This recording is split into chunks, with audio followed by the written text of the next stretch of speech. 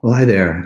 Welcome to Smithsonian Office Hours. It's Tuesday at 4 o'clock Eastern Time, and you are in the right place for office hours. My name is Darren Milligan. I'm here at the Smithsonian Center for Learning and Digital Access in Washington.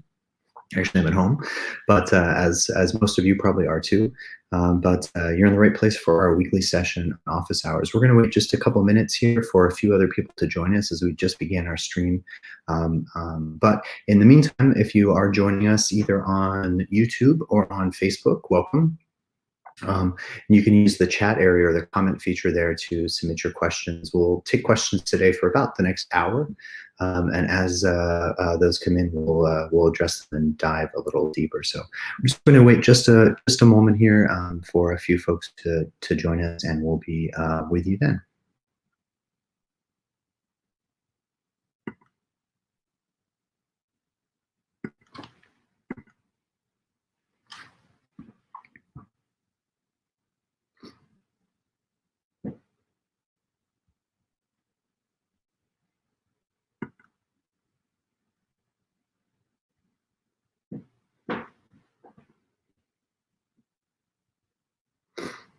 I have a little indicator on my screen that tells me how many people are watching, and it looks like there's no one here right now. But if there is someone here, I don't mean to be ignoring you. It just looks like we're not getting an indication of that. So if you are here, definitely please feel free to ask your question, and we'll dive into the Learning Lab.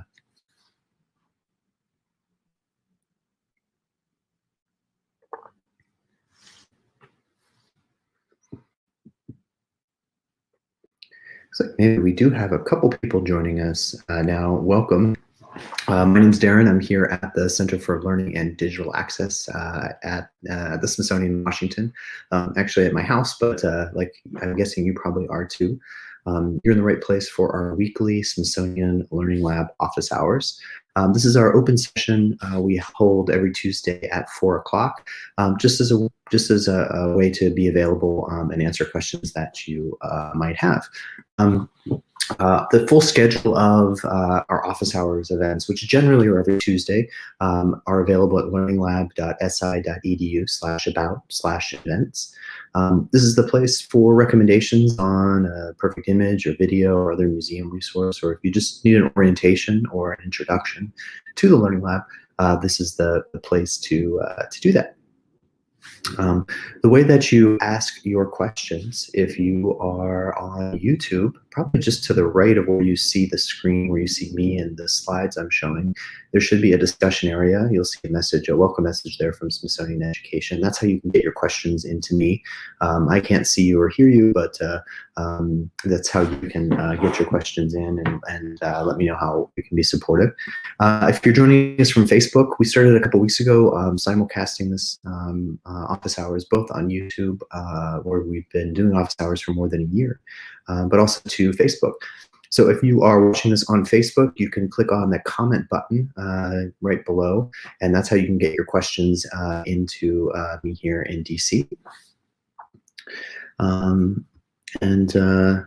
Just as a reminder, if you are out there tweeting about your teaching and learning experiences, the Smithsonian Learning Lab is on Twitter at Smithsonian Lab, and we love to see photos of how you're using Smithsonian resources in your classroom or in your home, and that's a great way to connect with us. So if you've just arrived, welcome to Office Hours. I'm going to reintroduce myself a few times here since I know people tend to join and come in and out as the nature of Office Hours are. My name is Darren. I'm here at the Center for Learning and Digital Access in Washington. And this is our open session of office hours. So this is the time for you to ask any kind of questions that you're like. Looks like Kim is joining us. Hi, Kim. Thanks for being here in office hours.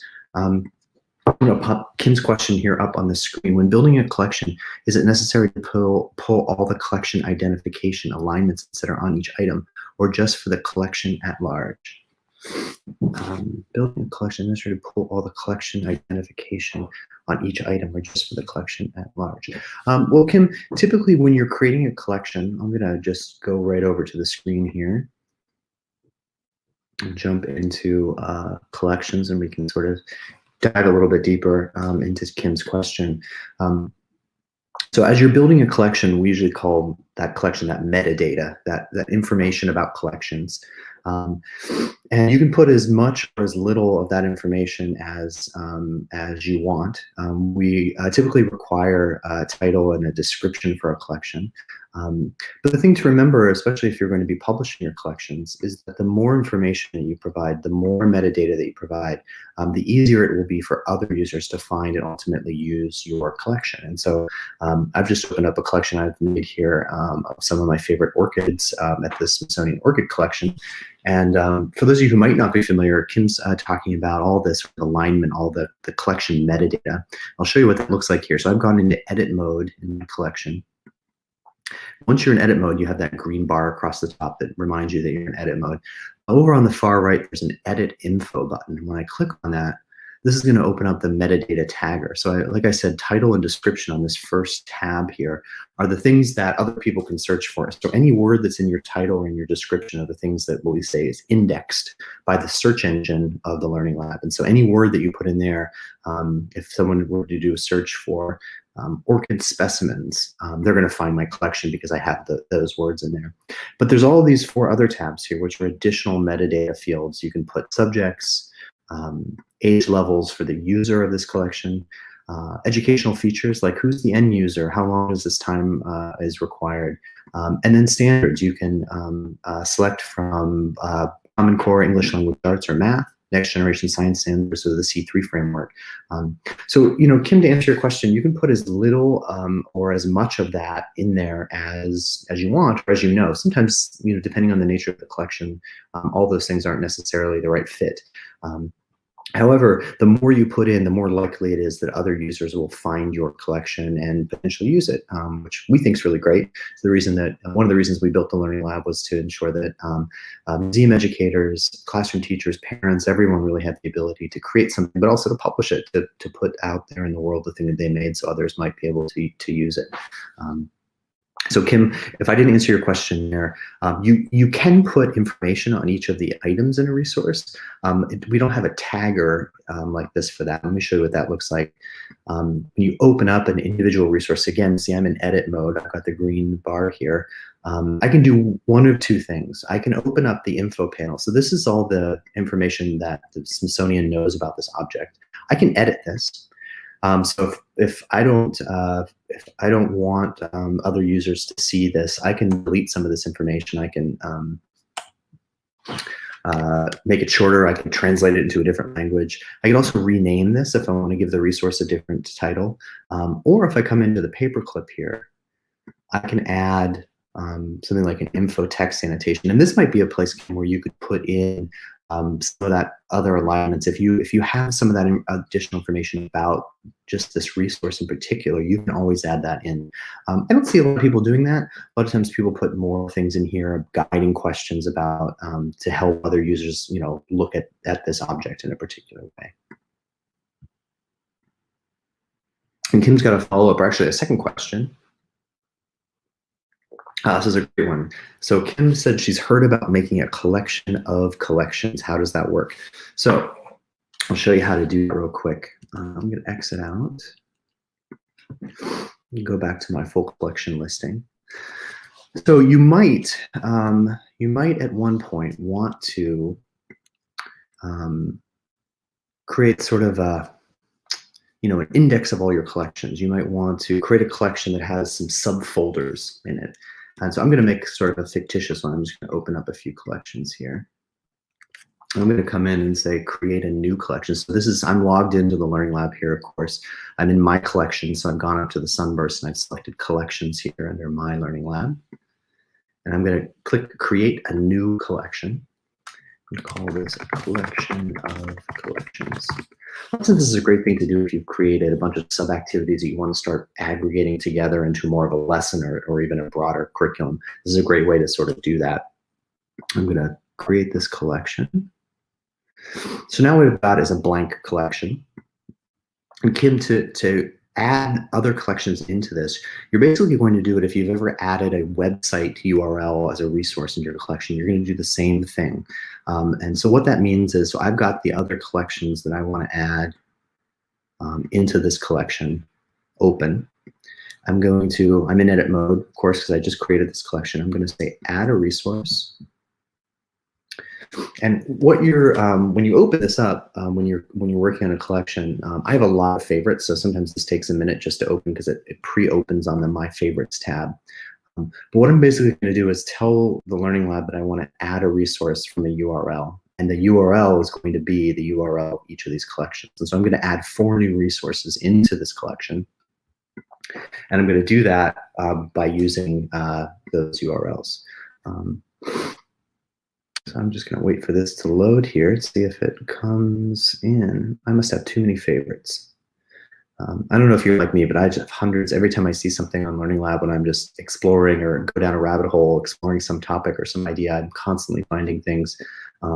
We just realized today, when we launched Learning Lab about 3 years ago, and at the time, the Smithsonian had about 1 million resources available on the lab. So 1 million different things from across the museum.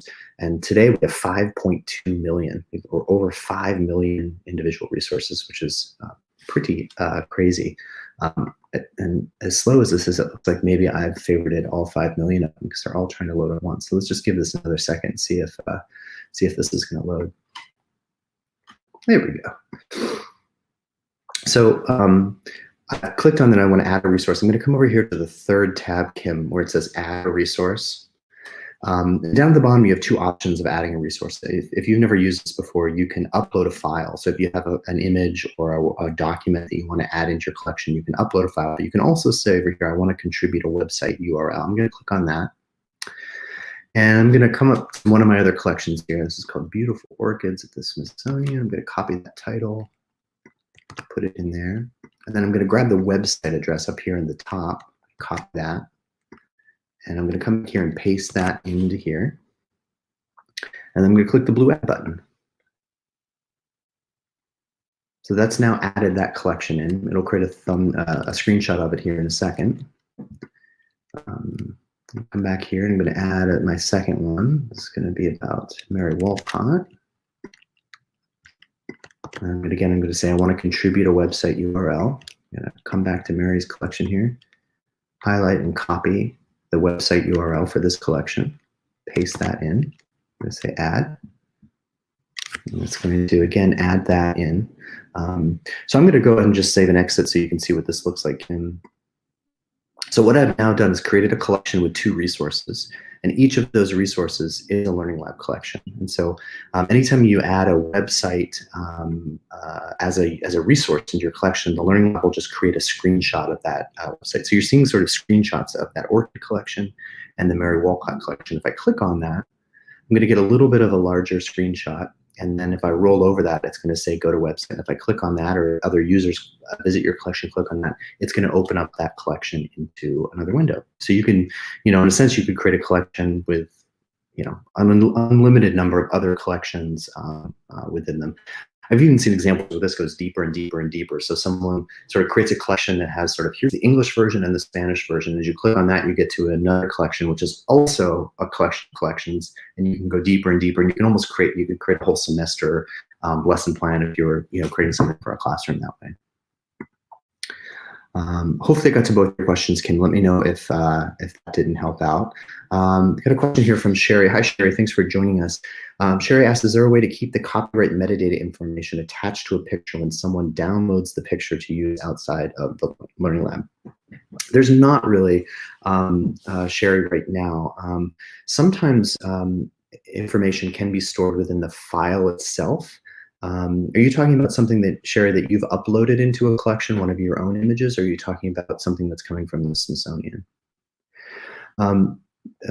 Kim says, wonderful help. Thank you. Great. Thanks, Kim. If you have other questions, let me know. So, Sherry, I mean, this is obviously a concern. People can download things, and we certainly want to encourage people to, use the resources of the Learning Lab. The Smithsonian resources in February, the Smithsonian had a big release of open access images. And these are artworks that we released from copyright protection. These are artworks and images that we've put into the public domain with a Creative Commons Zero license. And so they can be freely downloaded and used without any copyright information. One of the ways that we sort of combat this, because we know that sort of practicing good digital citizenship is a challenge for kind of all of us. I mean, I think as we begin to find and use more museum resources, it's important to know that for ourselves, but also to teach that to those that we engage with. One of the things that we've built into the lab to try to encourage that is the citation tool. And so on all resource pages and collection pages, one of the tools on the left here, the little quote, is a citation button. What this does is it will generate a citation in MLA, APA, or Chicago style for this web page. That's one of the ways. It's not answering your question, Sherry. I acknowledge that it's definitely not embedding the copyright or other metadata within the image file itself. But the tool is there to encourage others to be responsible in how they use those images. Oh, hi, Sherry. Welcome. Sherry's joining us from Hearst Castle in California. So something that you're uploading from the Hearst Castle, they're concerned about the pictures are being used outside the lab. Yeah, certainly. I mean, I can appreciate and understand that. You certainly, when you're uploading them, you want to make sure that in the information, when you upload your images, that you put specific information about the usage requirements of those images. Your images, when they're uploaded to the Learning Lab, are protected by the Smithsonian Terms of Use, which if you haven't looked at, you definitely should. It's at the footer of all the pages. It does restrict the usage of anything found on the Smithsonian websites to non-commercial personal use, with the exception of those things that are labeled specifically CC0 that are part of that open access launch. That would not include anything from Hearst Castle. Obviously, your things are all covered on the standard terms of use when you upload them to the Smithsonian. So others who find them are required to abide by the legal terms of use on our website, as they would be on those if they found those images on your own website.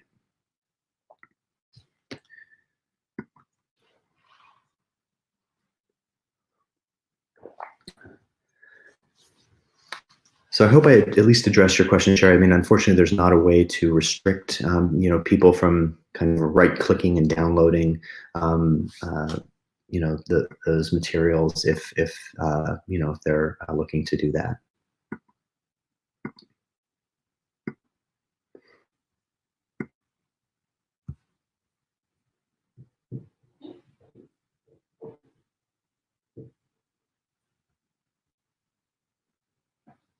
And if you're just joining us, welcome to our weekly Smithsonian office hours. My name's Darren, and here for till about 5 o'clock.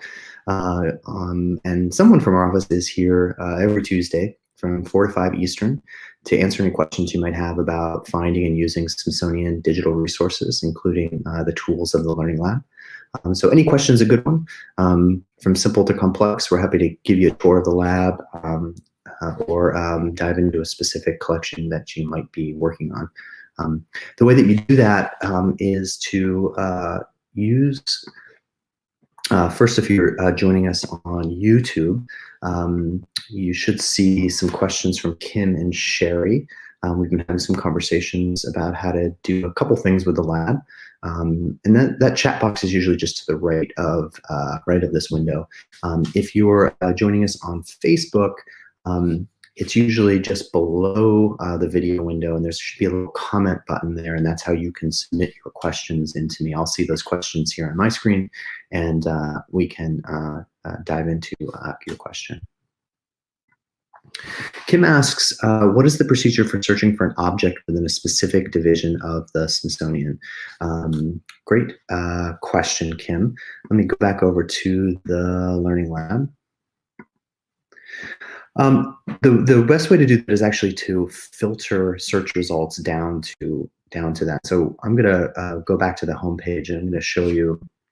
There's a special box on the home page that allows you to search for everything. So if you come up to the top here, this is the search box that's on every page. You have to put something in there to search. However, if you scroll down on the home page to the Discover section, there's another search box here.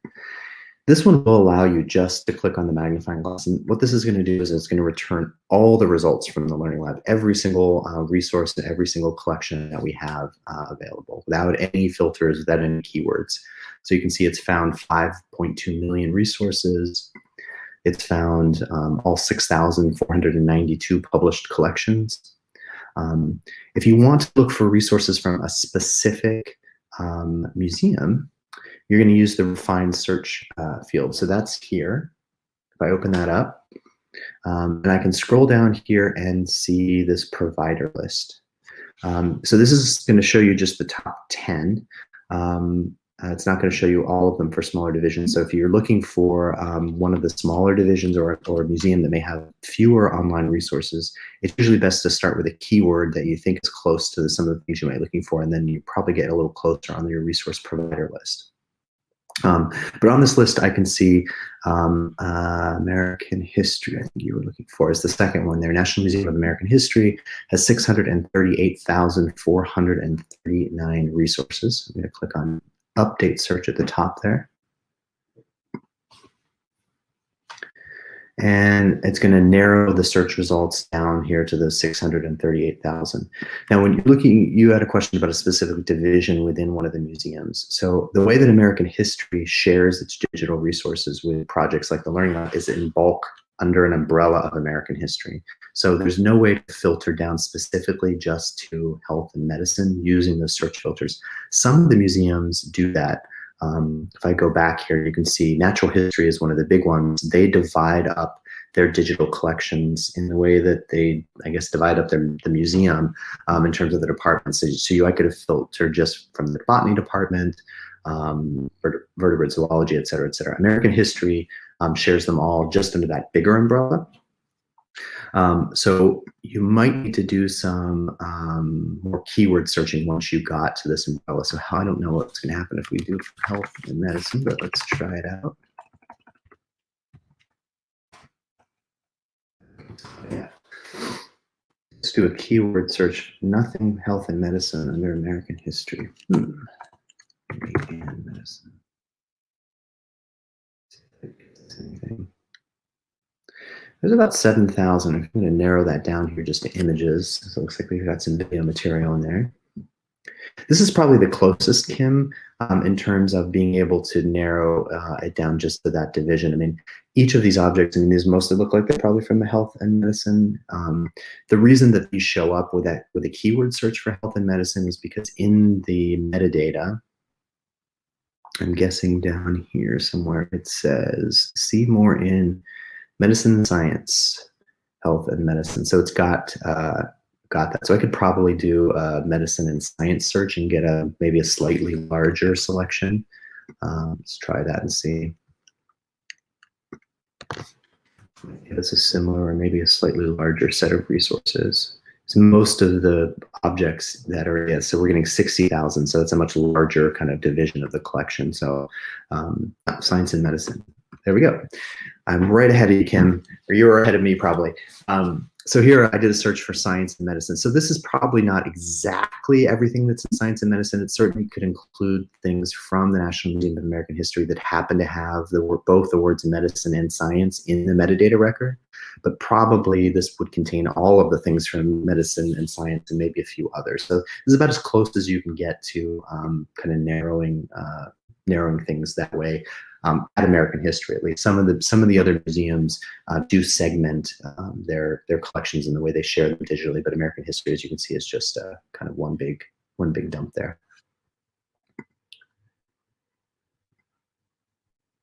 And let me know, Kim, if that didn't kind of help you kind of get to the thing you're looking for. 60,000 is still a lot.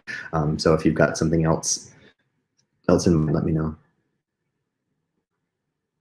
And if you're just joining us, welcome to Smithsonian Office Hours. My name is Darren Milligan. I'm here in DC, at home. Sadly not at the Smithsonian right now as we're closed, but you must be probably at home too. So welcome into my house, and hopefully you're having a good day today. This is our weekly hour-long session. We're here Tuesdays from 4 to 5 Eastern Time. And it's really not a webinar or a presentation. It's really just a open session to answer questions. And so you, hopefully you've been seeing the conversation we've been having with Shari. Maybe you'll let me know, Sherry. And Kim from their museums, talking about how to, some questions about copyright, some questions about search filtering. But this is an open session really just for you. So if you have questions, the way that you can get those into me, if you're on Facebook, we stream this simultaneously to Facebook on the Smithsonian Education channel and as to YouTube, also on the Smithsonian Education channel. If you're on Facebook, just below the video screen, there should be a little comment button. That's how you can get your questions into me. If you are watching this on YouTube, the discussion area, the chat area is usually just to the right of the screen. Depending on if you're watching this on mobile or on a different resolution screen, it might be just below. But that's how you can get your questions into me. I can't see you or hear you, but you can type in your questions, and that's how we can get to some answers. So any question's a good one. Happy to give you a tour of the Learning Lab or help you find a specific resource or help you with some search filtering like Kim.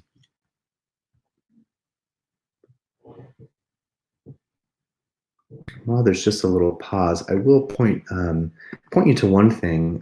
The Smithsonian's been closed about 4 weeks now, but literally the hundreds of educators who work across the Smithsonian are hard at work ensuring that you have access to all the resources that we have aligned in a way that makes sense to you. So on the homepage of the Learning Lab, there's a big dark blue box that says Distance Learning Resources with an orange button. If you click on that page, you're going to come over to our page where we've consolidated and aligned, we've identified, aligned, and developed resources that hopefully meet a wide variety of needs. And if you scroll down that page, you'll see we have resources aligned to for national audiences, and these are subject-based. You can see English language arts, PK to 12, social studies, science, and Spanish language.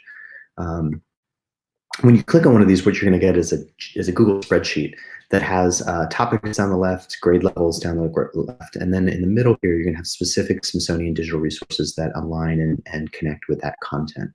And that's true for if you're local here to Washington. We also have resources aligned to DC Public Schools curriculum pacing guides for grade 8, K through 8.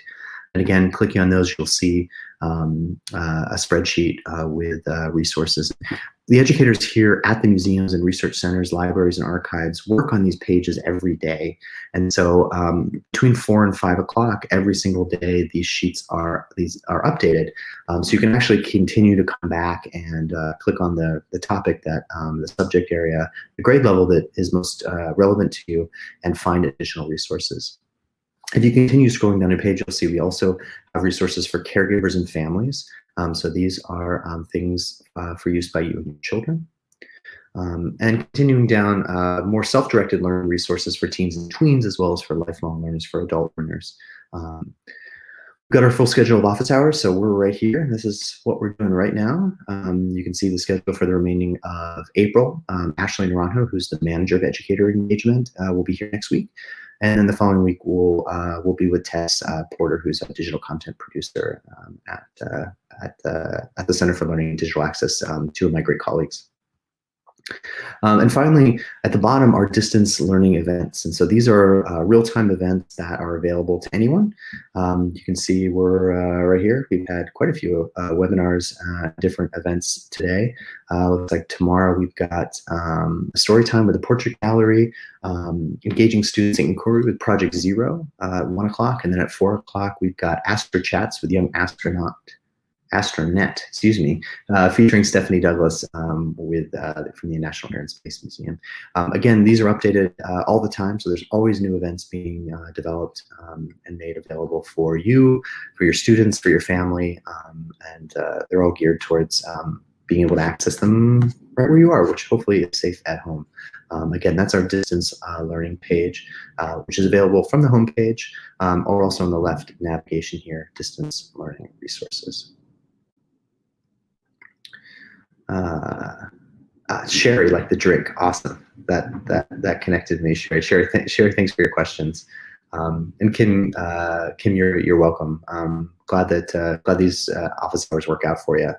Glad to see you here.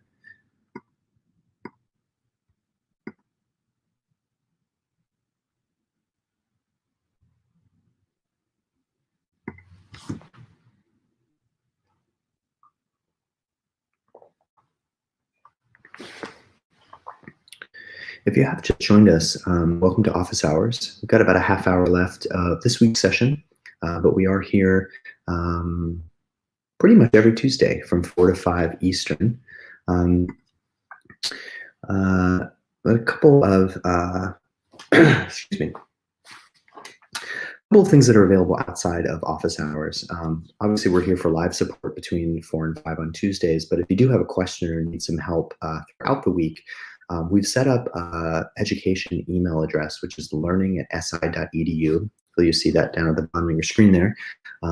That comes to a central office that will either quickly get your answer back to you or connect you with an educator at one of our 19 museums, our research centers, our libraries, our archives, or the National Zoo to find the best response for you. So you don't need to worry about finding the right place at the Smithsonian. It is a big place. You can just send your email to learning@si.edu, and we man that Monday through Friday. So if you've got a question or need some help or need pointing towards the right resource, that's the place to get your question in.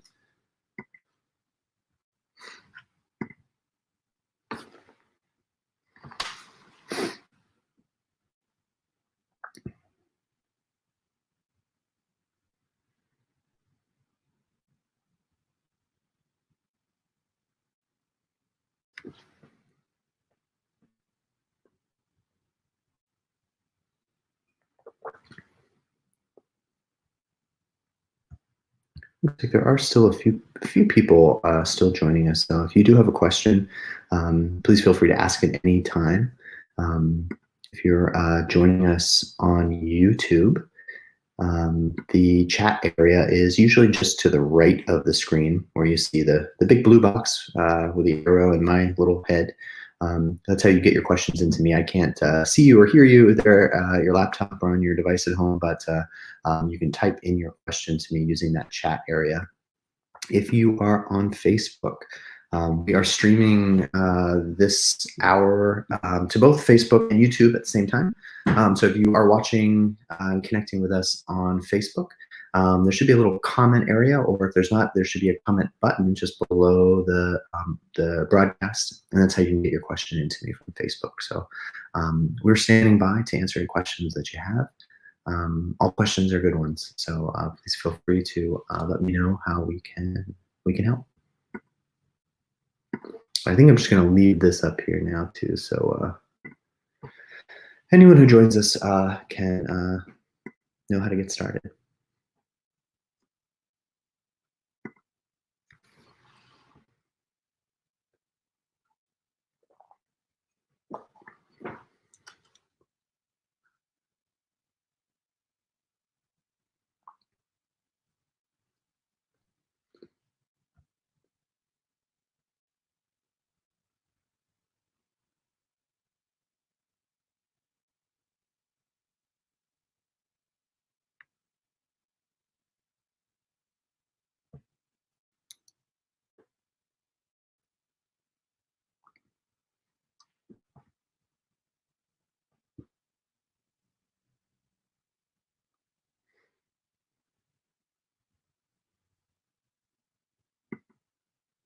I feel like maybe I should have some hold music or something on when we're just waiting for questions to come in.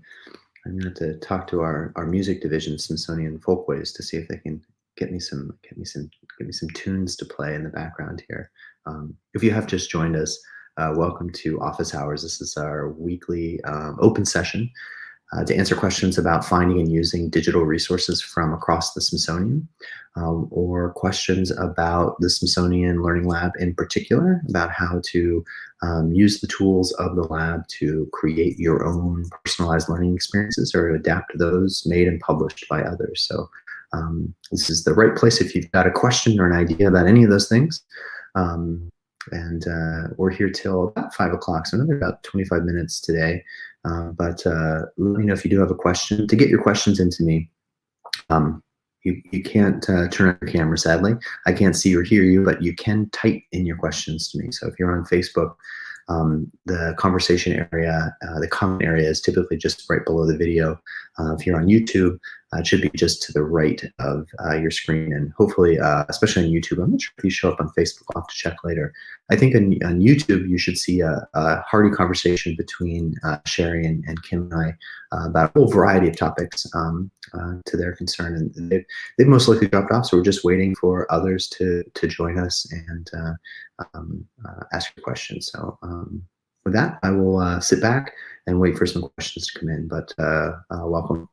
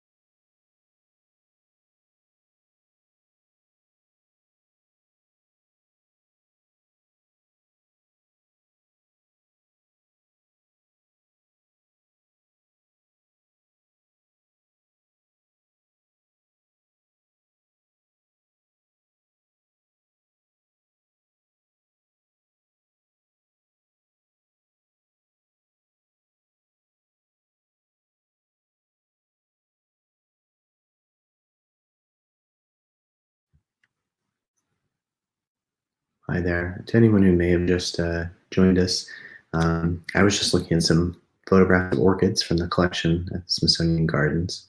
But you're in the right place for our weekly Smithsonian office hours.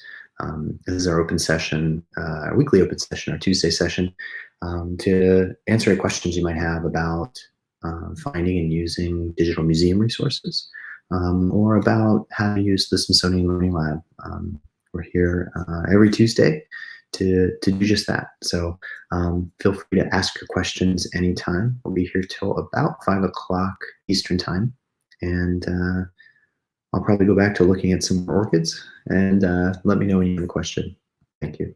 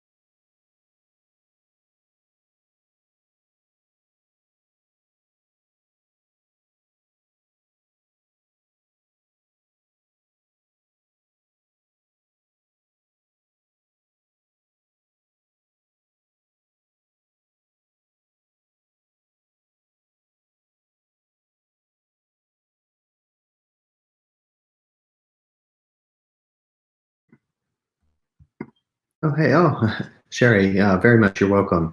That's what we're here for. And so if you have other questions, definitely feel free to ask them for the next 20 minutes or so. But if you have questions, 5:01 today or tomorrow or throughout the rest of the week, definitely feel free to shoot us an email. We are at learning@si.edu. So if you have a question about some future functionality or some other things that as you dive a little bit deeper into the Learning Lab and how it works, just shoot us an email. We try to get back to you the same day and try to get a good, thorough answer back to you. So always feel free to reach out. I should also say too, in the Learning Lab, down in the lower right-hand corner, there's a little question. I'm sure if you can see that. Let me actually pull that banner off. Down at the lower right-hand corner, there's a little question mark. If you click on that, there's a submit feedback. That'll pop up a little contact form.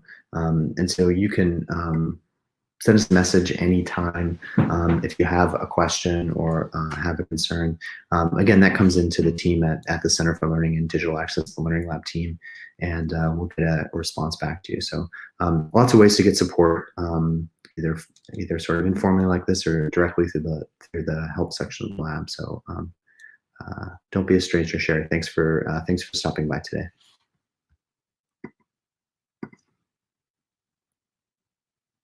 I should say too, at the bottom of every page, as you scroll down, there's also a contact us in the footer.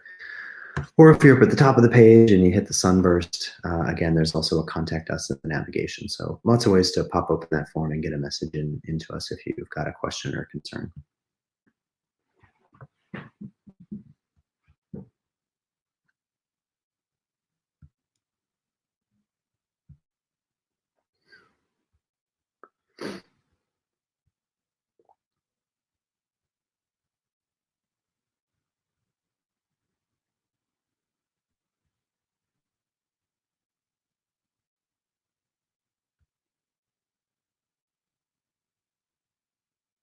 Thanks, Sherry. We'll see you next time too. We'll be here next Tuesday. Ashley from the Center for Learning and Digital Access will be here next Tuesday on the 21st.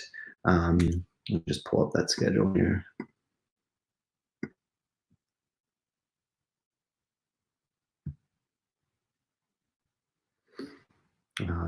On the 21st next week from 4 to 5, office hours with Ashley Naranjo. Ashley is the manager of educator engagement, and she's much better at much better at office hours than I am. So I definitely encourage you to come back next week. Ashley's great, and as is Tess, who's be here in 2 weeks on Tuesday, April 28th, also from 4 to 5.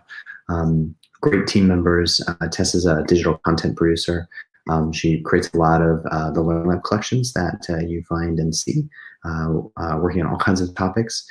She also does a lot of digital communication, so a lot of the social media posts you've been seeing over the last few weeks on Twitter and Facebook are coming from Ashley and Tess at the Center for Learning and Digital Access. So that schedule is also always available at Learning Lab in the About section. So you come up to the sunburst again and just click About here on the left.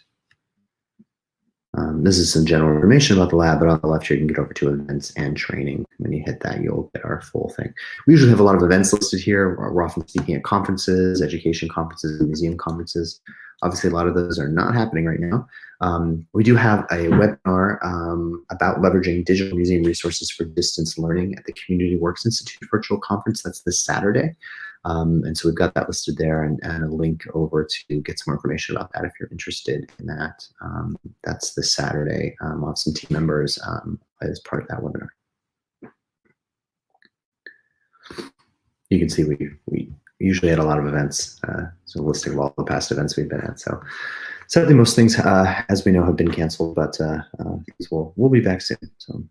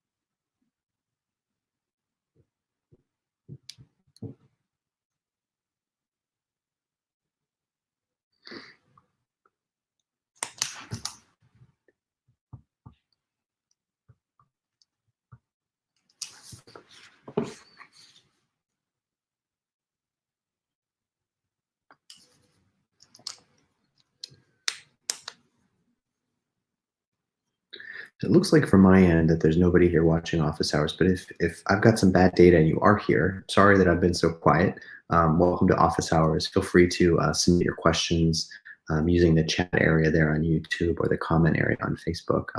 Didn't mean to be ignoring you, but sometimes the number count I have on my screen isn't super accurate. So if you are watching, sorry, we're here, ready to answer some questions for another 15 or so minutes. So please let me know how we can help.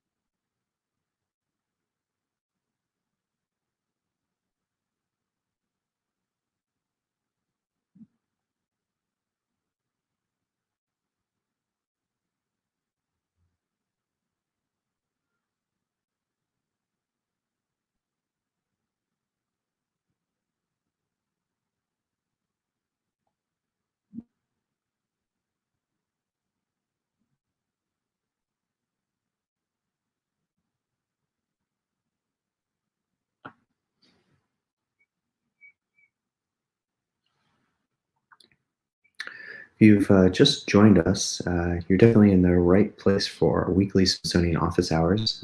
Just been waiting for some questions to come in. We had a lively conversation with Sherry and Kim earlier, but oh, looks like you're gone. All right. If anyone is still here, my screen doesn't says zero, but if you are here, I'm trying not to ignore you. Please do submit your question, and I'll dive right in. I'm just waiting for some participation.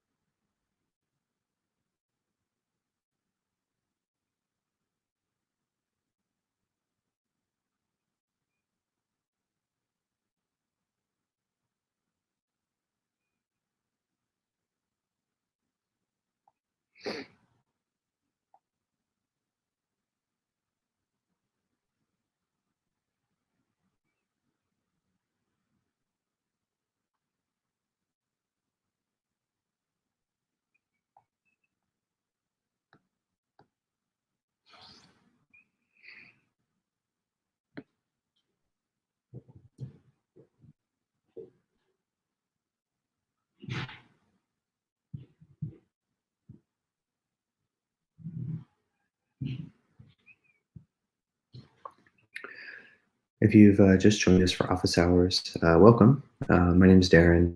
We're here for about another 10 minutes. If you have a question, the place to get them into me is if you're on YouTube, there should be a chat area there to the right-hand side of the screen. Or if you're on Facebook, just below the screen, there should be a comment button, or you should see a stream of comments, and that's how you can get your question in for me to see it. So please feel free to ask any kind of question that you have. We're definitely here to help you find and use any sort of digital museum resource from the Smithsonian and beyond, or to help you understand or use some of the tools of the Smithsonian Learning Lab platform. All questions are good ones. Uh, Thanks for joining us.